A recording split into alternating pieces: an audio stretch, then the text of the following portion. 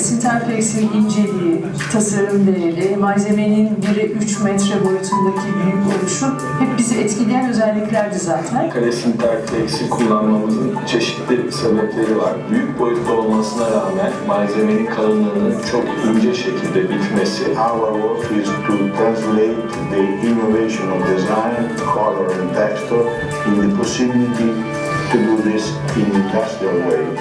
So color design is a color design is unique. Çok uzun bir ilişkimiz var kaleyle. 20 sene diyebilirim. Tam yani diyebilirim şu anda ne ihtiyacımız var? Kalede kesinlikle her zaman bulabiliriz.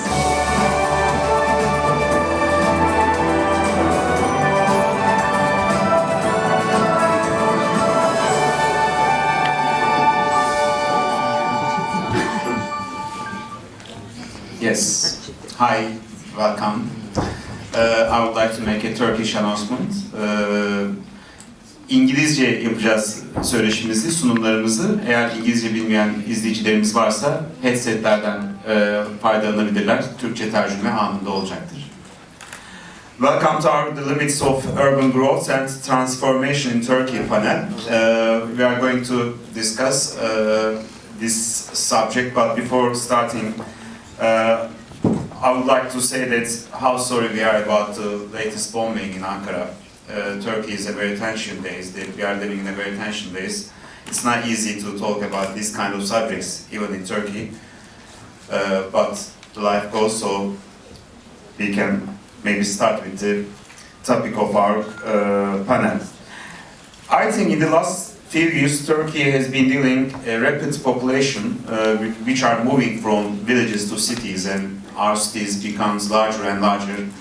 And most of the leading city, Istanbul, is nearly turned to half of the population. Now it's around 50 million people is living in Istanbul, and lots of new needs in Istanbul about this immigration.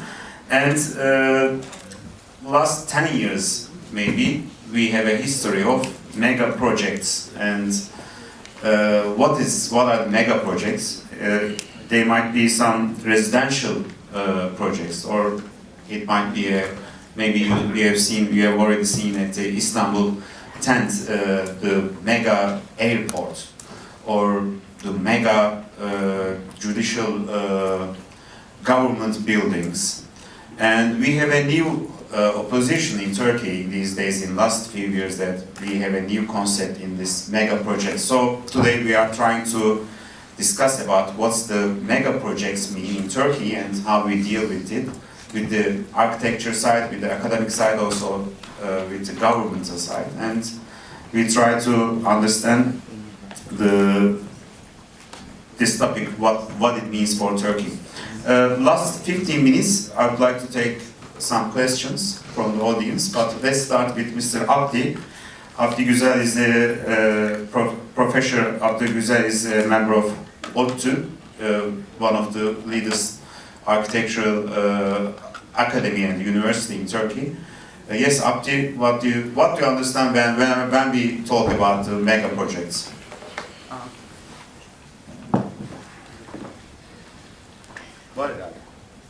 Geliyor musunuz? Okay, thank you very much. Actually, it is good to be here with you. For the last 3 years, we are trying to discuss, especially in urban scale, architecture of Turkey with respect to international global developments. And this issue of being mega, being big, longer, higher, most, and these are concepts that we like, inevitably. We want to make bigger, we want to make longer, higher, wider, whatever it is. So this seems to create a value of its own, independent from its architectural value. I don't know whether it is really correct or not, but it is a case for most of the non-critical cultures and popular cultures. So among maybe the professionals, even or at least within the academic chambers, they don't have the same meaning, and it can be understood in many different ways. So, I mean, it is a cultural issue that the bigger, the higher, longer always takes the interest. And it is, on the other hand, inevitable in the sense that there is a population pressure, urbanization, etc. So within these circumstances, we have to build, unfortunately, we have to build more and more each time. So we come into a kind of a enormous environmental medium. So the population is the basic reason for this construction necessity. And we are not happy within our boundaries or places. So we continuously move because of the war, because of the poorness, because of the hunger, because of political reasons, because of social reasons, ethnic reasons. For many reasons, we are continuously moving. So this new world is a migrating, maybe, world. We confronted with this migration problem for the last few years because of the Middle East crisis. But however, I mean, it's an ongoing issue which has been started with the Industrial Revolution. So from, first of all, rural areas to the urban, to the cities, people moved and established their production plants. And then, of course, they need workers. They moved from Europe to United States, from rural areas to cities. And it has been happening since the last couple of hundred centuries. It's not a new act. So there became an enormous building activity, as you see. Then architects try to handle this with new methodologies, with new approaches, how to handle with this accelerated increase of population and new demand for the settlement. So there were, as you all know, lots of trials for making cities bigger, larger, and enable them to house bigger buildings. You know, within the history of architectural planning. This is from, as you know, Le Corbusier, Paris. And I mean, if he had an opportunity, instead of Paris, he was going to put this as a new plan, as a new city, as a new understanding. And all the equations were based upon how this production and industry will come together with the commodification and commodity. This is the inevitable equation of the problem. So there are bigger and larger examples. This is from Japan, as you know, metabolists trying to invent cities growing like a tree. I mean, unfinished, which has a potential to add new items to the buildings and it will grow forever. And then Archigram, as you know, from England, they talked about plug-in cities, walking city, etc. And then industrial societies concentrated on this mode of production. And there are two stages actually in design. One of them is, as explained by Rainer Van Ham, the first machine age, and the second one from Martin Poldi, who's actually a student of Rainer Van Ham, and he discussed the second age as more flexible accumulation of good and a postmodern condition in design and architecture. Where, I mean, lots of buildings have been replaced by new blocks, more international and having less interaction with the local issues, having a global language which can be established everywhere as a kind of a magic formula. as you can see. So the densities have been increased. You can see now China, for example. And then the units shrinked. I mean, while the buildings are becoming bigger, the units, the human conditions within the buildings are always shrinking. And of course, the end result is inevitable: pollution, traffic jam, and the lack of climate and everything. So we end up with a growth like this, enormous size of buildings. That's what is happening now in Turkey, actually. You can easily see on the right button the difference of scale between the traditional housing pattern and the new blocks coming. I mean, they are coming inevitably, but you can see the size and the scale difference between these two. And of course, they are rising up to the air. So we are trying to do as much as possible. And we are getting into an inevitable competition as if it is something good, or we are trying to sell it as a success story, even though it's not true. On the other hand, there's an issue of quality, which is very important. The Apple's new administration building is the price or the cost of the building for 1 square meter is nearly equal to 100 square meters of Toki housing. So there is a problem of balance, and there's a big gap between the quality-wise production all around the world, which has to be considered in many ways. So now we are confronting duality of cities.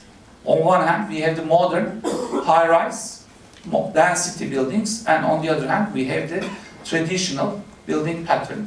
And people are continuously moving. So Istanbul is responsible not only for the problems she houses, but for the rest of the Turkey at the same time.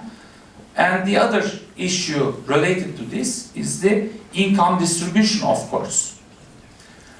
So now we are coming into an integrated stage of blurring distances between the urban life and the rural life, inevitably. Urbanity invading rural issues, and we are trying to tackle with these. Most of the mega projects developed in Turkey are aiming to tackle with these issues. For example, I think this is a very important project, trying to transfer all the densities and the industry to other regions than Istanbul. This is the highway, the new bridge. In a similar way, there are some brainstorming projects. And finally, the third airport. We can discuss all these projects, whether, I mean, they are good or bad. But independent from that, I mean, we are in a case of discussing these, and we are in a case of thinking about these. And most important, that a duality of qualities within the cities. And I think the biggest now issue in Turkey is the urban transformation. The old stock, which is so-called, in quotations, unhealthy, is trying to be replaced by healthy stock, which is more dense, high-rise, and more modern, comparingly. But I mean, what we obtain is inevitably something like that. So the urban fabric confronts a kind of an eclectic togetherness of all these projects in every scale, in every medium, and it's a mixture of buildings which are not controlled actually, and appearing accidentally in everywhere all around the city. So I mean, this transformation is ongoing within different regions, but mostly they are in building scales, which I mean is a lack of opportunity. We are missing an opportunity to obtain a more healthy scale, I think. And so they're escaping from the city, trying to create new mediums of life. And we are creating placelessness, sense of placelessness within every city, similar to each other, freed from context, freed from topography, climate, orientation, and culture. So this is Bursa, as you know, the famous New Bursa. example. Yeah, old and new Bursa together, actually. And this is Istanbul, as you know. And the new buildings are coming to the city. Yes, yes, this is the reality, inevitably. And then the silhouette, the city is changing, it's transforming into a new scale, which has to be discussed, of course. I don't know, maybe these are the all grounds that we can move on discussing. Okay. I think it's As we enough. understand from your As an presentation, we can easily say that you are not very familiar with these mega projects, and you are not looking very positive, at least using with this mega project concept or the... Actually, sorry, I have one more slide. This one? No. Yeah, this is a mega project that we are producing now. It's for Erzurum. This is a museum which is 450 meters long. It's a tunnel of history. But Okay. it is for the sake of culture and other issues. I'm trying to say it's not a matter of being high, big, dense, but what are you doing and for the sake of what? And at the end, how does it affect the environment? So, I mean, we don't have secret solutions and we don't have secret formulas. Every project should be criticized and evaluated with reference to its context, with its reference to its problematic privileges. That's very important. Okay, thank you very much.